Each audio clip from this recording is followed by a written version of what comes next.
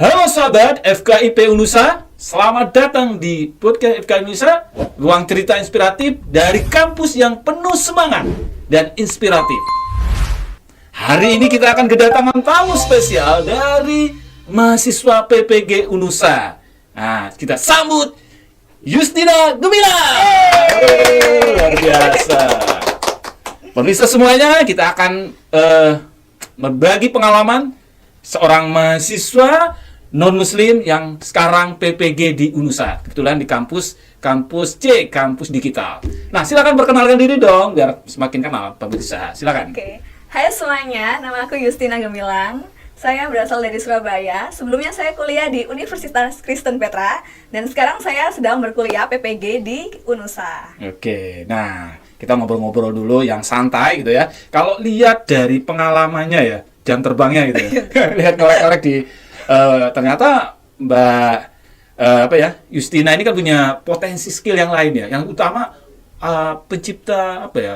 Kalau di Gunung Himapala itu apa ya namanya? Pencipta Yang ke gunung-gunung hiking ya Pak? Oh. Apa itu? Yang misalnya kamu ke tempat gunung-gunung yang tinggi gitu loh. Apa itu namanya? Hiking apa? Ya, mendaki. Mendaki maksudnya. Nah, itu gimana ya seorang perempuan suka yang lebih seperti itu ya? Coba ceritain dong sebelum kita nanti bahas yang lainnya. Oh gitu, ya. Jadi teman-teman, saya suka mendaki karena waktu kuliah saya ikut mahasiswa pecinta alam di UK Petra. Iya. Begitu. Jadi saya sering mendaki. Sebenarnya kenapa kok mengambil Mapala itu karena panggilan hidup saya itu untuk mengajar di pedalaman.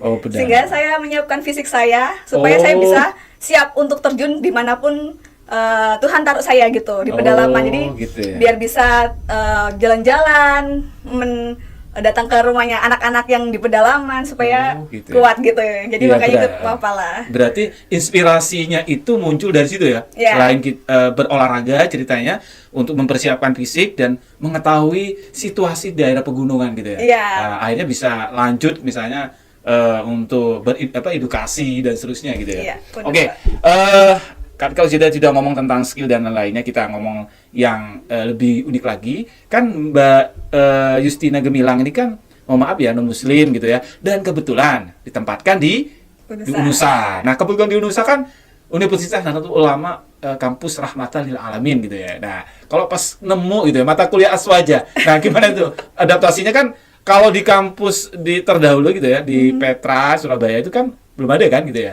Coba ceritakan. Kalau saya pertama kali masuk Unusa itu dapat mata kuliah Aswaja, kayak rasanya pertamanya itu jomplang banget ya. Ini dari Kristen langsung ke Islam, jadi ekstrim kanan, ekstrim kiri, beda banget kan. Tapi ternyata waktu dipelajari, waktu ikut mata kuliah Aswaja ini benar-benar wah bagus sekali ya nilai-nilai yang diajarkan, seperti kayak misalnya tasamu, toleransi. Kita ternyata belajar untuk toleransi terhadap semua agama, semua kalangan gitu ya. Jadi nggak ada yang terlalu ekstrim gitu, tapi semuanya tuh jadi satu. Jadi semakin banyak belajar banyak hal, pandangan-pandangan bagaimana di Islam itu diajari prinsip-prinsip yang bagus, keadilan, keseimbangan itu. Jadi secara umum itu saya melihatnya wah keren sekali ya prinsip-prinsip ini gitu. Jadi saya semakin dapat nilai-nilai baru gitu. Iya, jadi yang didapat adalah mungkin yang dilihat di dalam konteks Islam mungkin dilihat agak ekstrim gitu ya. Ternyata pas bergabung gitu ya di Unusa ada yang namanya tadi toleransi beragama gitu ya. Iya benar. Ya, ada berapa ya kamu sudah hafal gitu ya?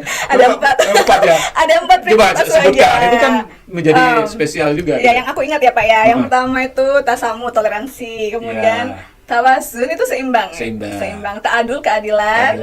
Terus yang keempat itu apa ya satunya? Alam Bukan apa ya? Keseimbangan. Kayaknya di alam gitu. Hubungan dengan Allah. Iya gitu. Nah, itu kan sebenarnya yang biasanya yang perlu dianukan hubungan dengan manusia, humanistik gitu ya. Terus alam gitu ya. Nah, terus ketika menjelajahi gitu ya seorang Yustina untuk di mata kuliah Aswaja itu, terus lanjutannya gimana maksud? Ternyata renungannya gitu. Ternyata yang saya lihat gitu ya. Ternyata ada sangat toleransinya lebih baik gitu loh, maksud saya gitu. Iya benar-benar bagus banget sih Pak. Jadi selama ini tuh kan kalau saya tahu tuh ada kayak seperti Islam garis keras gitu ya Pak. Nah ternyata fakultas ini memberikan wadah ya, memfasilitasi mahasiswa yang beragama Islam mungkin punya cara pandang yang berbeda-beda ya gitu. Tapi ketika di sini mereka disatukan pemikirannya bahwa Islam tuh tidak seperti itu gitu loh. Islam tuh toleransi, menghargai semua agama gitu. Nggak ada yang terlalu garis keras gitu ya. Makanya saya lihat dari informasi gitu ya dari teman-teman dosen, itu loh si Mbak Justina tuh malah paham tentang aswaja. Oh bener Bu, iya gitu ya. Makanya ternyata dari 4 aja itu tadi kamu udah istilahnya ya tahu gitu ya secara pengetahuan, apalagi kamu juga pencinta alam juga. Nah itu kan di situ kan selain kita hubungan dengan Allah juga mencintai alam, itu yang kita harus dijaga gitu ya. Nah oke. Tadi sudah cerita tentang mata kuliah aswaja dan seterusnya. Terus ketika bergabung perkuliahan kan di situ kan Mbak Justina kan berbeda gitu ya dari beberapa itu. Bagaimana adaptasi dengan temannya, apa diterima dan terusnya gitu ya, gimana? Aku sih pertamanya takut ya kan, sendirian gitu kan, terus kayak semuanya pakai jilbab, jadi kayak berbeda feeling, kayak wah beda banget nih aku ini, pasti kayak jadi orang yang lihat ini kamu siapa, ngapain di sini gitu ya. Terus kayak ternyata waktu pertama kali masuk tuh mereka ternyata baik-baik, jadi mereka tuh ramah banget, terus mereka juga sering ajak main gitu. Jadi kalau misalnya kayak kan teman-temanku dari berbagai kota nih Pak, dari pulau gitu. Iya nanti kamu main aja kalau liburan ke rumahku ya di kota ini, di pulau ini, di Lombok kayak gitu. Jadi kayak nambah teman, nambah relasi, tambah saudara. Jadi seneng sih. Jadi punya teman-teman yang beda, nggak hanya yang kayak sama-sama Kristen terus, tapi ini bener-bener kayak yang Islam pun kita bisa bersahabat gitu. Jadi bestie kita guys. Gitu ya. Nah, yang sudah dikunjungi mana nih gitu kan? Itu udah banyak. Oh, yang sudah dikunjungi ini Jawa Tengah nih. Oh, Jawa Tengah ya? Jawa Tengah. Oh, gitu ya. Udah membangun keluarga relasi, kekeluargaan juga satu kelas gitu ya. Ternyata udah diterima kan? Yang mungkin membayangkan kamu tadi, aduh kok saya beda sendiri gitu ya. Ternyata teman-temannya baik gitu ya, gitu ya. Beruntung banget gitu ya. Ditempatkan di UNUSA. Iya, gitu ya. benar. Nah, berikutnya gini, saat Justina melihat keunggulan dari ketika belajar di kampus C UNUSA ini, apa sih, terutama dari segi fasilitas atau suasana perkuliahannya seperti apa gitu.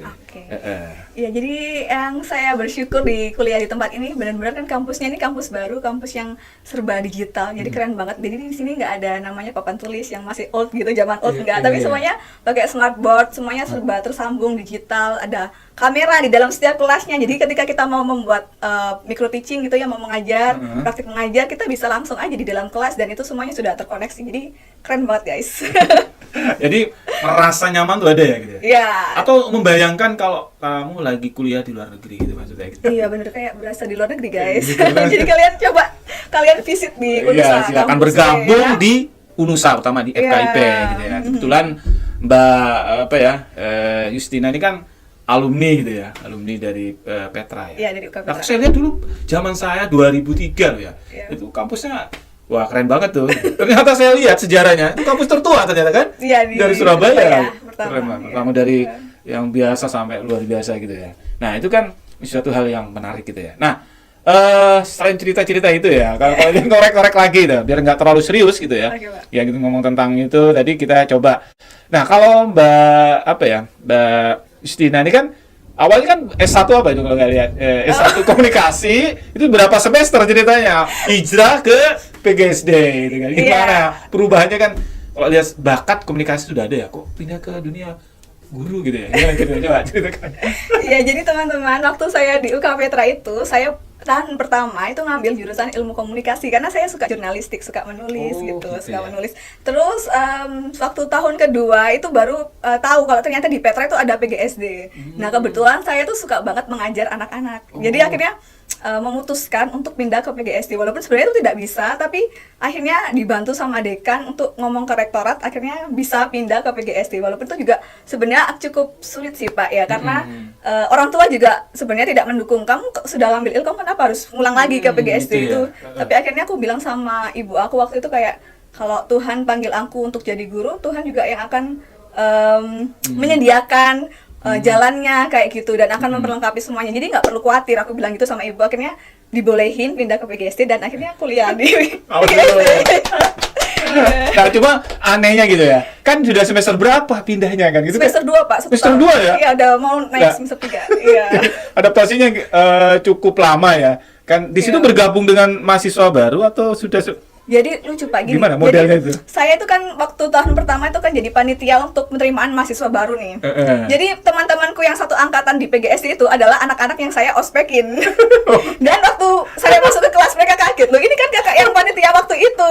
Kok jadi teman sekelas kita, kakak masuk kelas kita. Beneran Kak? Iya aku beneran pindah ke sini. Ya ampun Kak, jadi mereka tuh nggak percaya kalau saya tuh pas pindah PGSD dan jadi maba seperti mereka gitu. Iya. Oke. Jadi keunikan itu sangat membantu ke dunia berbeda gitu ya. Itu tadi makanya saya lihat sudah 2 semester terus pindah terus adaptasinya karena memang panggilan hati gitu ya. Tadi kalian lihat panggilan hati memang punya bakat mengajar, cinta pada anak-anak, suka udah fashionnya gitu ya. Nah, apalagi sekarang udah beruntung masuk di PPG bisa gitu ya. Maksudnya sudah hampir ini mungkin bisa dihitung sebentar lagi sudah lulus gitu ya. Doakan semoga lulus. Ya.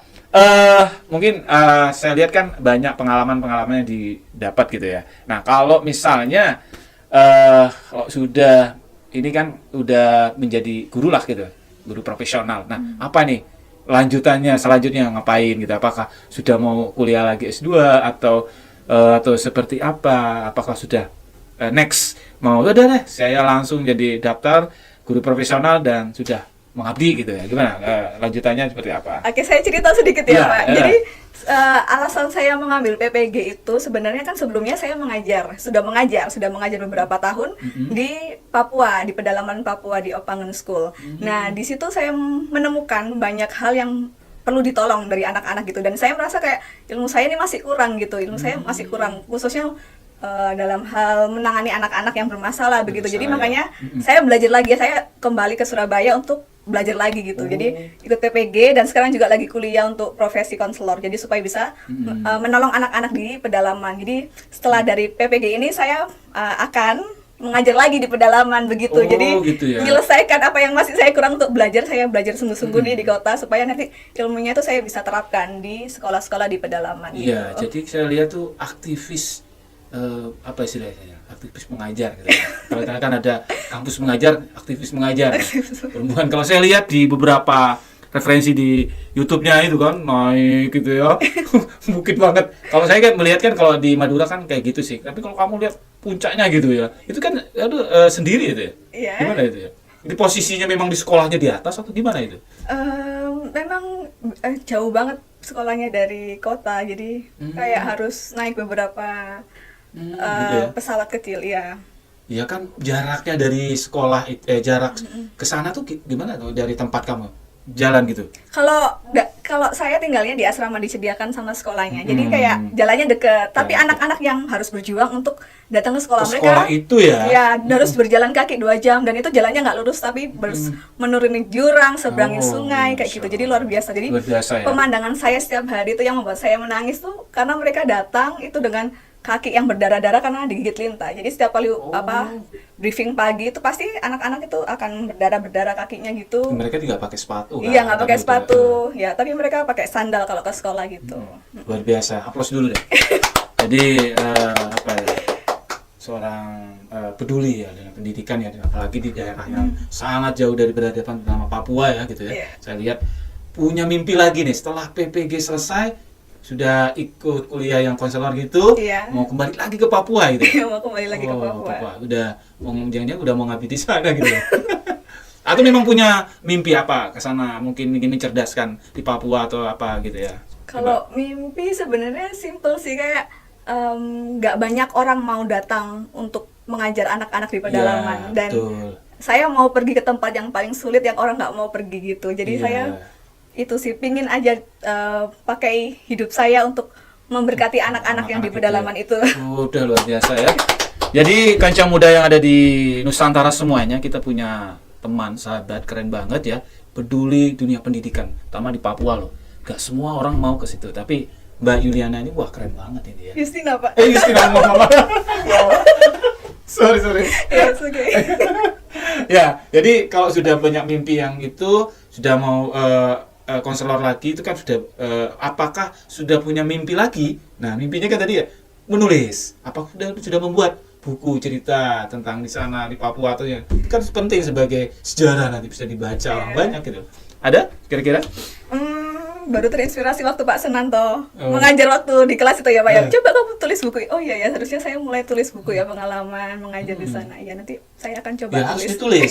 Karena apa? Kalau ketika ditulis, sekarang serba teknologi akan dibaca atau ada yang peduli atau negara mana, apalagi buat web gitu, akan nanti ketika orang butuh atau apa menjadi referensi. Kayak di Madura itu kan ada terpencil, mereka buat web dan kegiatan-kegiatan di-upload di situ akhirnya akan melihat, terutama misalnya kalau misalnya kamu beruntung bisa dipanggil oleh menteri atau seperti apa, bisa diajak sharing gitu kan gitu ya. Itu kan menurut saya lebih efektif gitu. Jadi udah ada mimpi untuk membuat buku gitu ya. Iya, untuk membuat buku. Ya, kita ngomong agak serius tadi kemana gitu ya. Nah, sekarang kembali lagi gitu ya. Ketika proses ngomong tentang mengatur waktu ya, gitu ya, mengatur waktu. Apakah selain Anda PPG, guna PPL dan seterusnya itu ada kegiatan lain nggak? Bagaimana untuk mengatur waktu itu? Iya, ada kegiatan lain tadi gitu ya. Kan selain PPG, saya juga magang, PPL, terus habis itu juga kuliah lagi konselor malamnya. Terus juga saya jadi pembina untuk mahasiswa baru di UK Petra. Jadi saya tinggal di asrama untuk mentoring adik-adik mahasiswa. Oh, itu berapa tahun? Selama 4 tahun mereka sampai lulus menemani mereka gitu. Jadi saya tinggal di asrama. Keren banget ya. 24 jam. Saya itu 4 loh kegiatannya ini. Jadi kalau mahasiswa teman-teman ada alasan nggak ada waktu gitu ya. Dari 4 itu kan jadinya 24 jam masih kurang loh kira-kira kan waktunya. Tapi cukup kok. Cukup Pak. ya mengatur. Masih bisa healing juga, pergi gunung tiap minggu sekali. Bisa mengatur untuk berpikir tapi juga aktivitas fisiknya udah tetap jaga. Nah, keren banget ya. Jadi 4 tahun mendampingin adik-adik di asrama itu. Iya. Nah, kegiatannya apa aja tuh biasanya? Biasanya kita ada kayak jam belajar bersama, kemudian terus mentoring dalam hal kerohanian kayak gitu. Jadi kalau misalnya mereka juga ada problem, kita juga bantu konseling mereka kayak gitu. Gitu ya. Ya, terima kasih banyak loh. Kalau misalnya ilmu-ilmu itu diimplementasikan teman-teman di sini kan menjadi menarik gitu ya. Nah, jadi mungkin ada pesan lah gitu ya buat teman-teman yang ada di Nusantara untuk motivasi lah gitu. Karena menurut saya mengatur waktu itu loh, mengatur waktu itu sangat penting. Bagaimana untuk menjadi tip ya biar teman-teman bagi yang tidak aktif dengan adanya Justina akan menjadi inspirasi gitu menurut saya. Oke. Mungkin ini aja sih yang kata-kata yang selalu saya ingat, berpikirlah seolah-olah hari ini adalah hari terakhir kalian hidup. Kalau misalnya kalian berpikir hari ini adalah hari terakhir kalian hidup, pasti kalian akan lakukan yang terbaik di hari itu gitu. Jadi lakukan yang terbaik gitu sebelum menutup hari itu. Itu hapus dulu.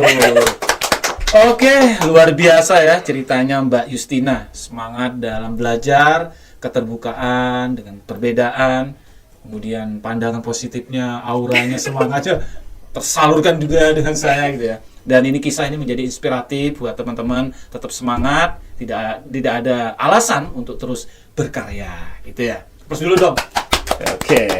Oke, terima kasih teman-teman semuanya yang mau bergabung melihat. Jangan lupa like, komen, dan subscribe di channel podcast FKI Indonesia.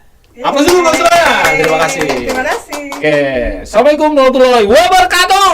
Waalaikumsalam warahmatullahi wabarakatuh.